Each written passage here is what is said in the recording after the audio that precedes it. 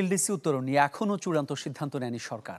তবে বৈশ্বিক ও স্থানীয় বাজারের প্রতিযোগিতায় টিকে থাকতে নিতে হবে চূড়ান্ত প্রস্তুতি। এসব কথা বলেছেন অর্থ উপদেষ্টা ডক্টর সালেউদ্দিন আহমেদ। মঙ্গলবার বাংলাদেশ বিজনেস অ্যাওয়ার্ডস প্রদান অনুষ্ঠানে তিনি এসব কথা বলেন।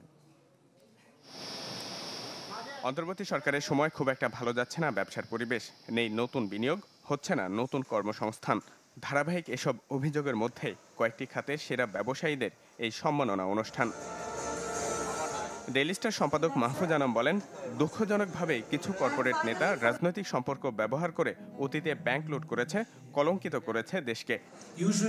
দুঃখজনকভাবে কিছু কর্পোরেট নেতা রাজনৈতিক সম্পর্ক ব্যবহার করে অতীতে ব্যাংক লুট করেছে এবং দেশকে অপমানিত করেছে।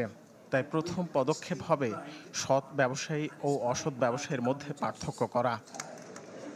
অর্থ উপদেষ্টা সালেউদ্দিন আহমেদ বলেন, এলডিসি উত্তরণের তারিখ নিয়ে সরকার এখনো কোনো সিদ্ধান্ত নেয়নি, তবে বৈশ্বিক পরিস্থিতি এবং স্থানীয় বাজার ব্যবস্থাপনায় নিতে হবে প্রস্তুতি। এলডিসি উত্তরণের তারিখ নিয়ে এখনই সিদ্ধান্ত হবে না, আলোচনা চলছে, কিন্তু প্রতিযোগিতামূলক হতে হবে। বৈশ্বিক পরিস্থিতি এবং স্থানীয় বাজারের দিকে নজর দিতে হবে। সরকার অবশ্যই নীতিগত সংস্কার, প্রক্রিয়া সহজীকরণ এবং প্রাথমিক সহায়তার মাধ্যমে ব্যবসাকে এগিয়ে নিতে কাজ করবে।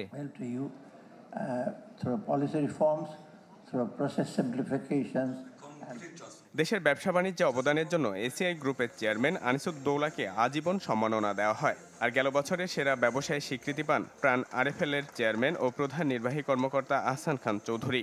অসাধারণ নারী উদ্যোক্তা ক্যাটাগরিতে শেয়ার ট্রিপের সহ প্রতিষ্ঠাতা সাদিয়া হক, বছরের সেরা প্রতিষ্ঠান হিসেবে ওয়ালটন গ্রুপ আর আর্থিক প্রতিষ্ঠান হিসেবে সিটি ব্যাংক সম্মাননা পায়। ইমদাদ হক, চ্যানেল 24, ঢাকা।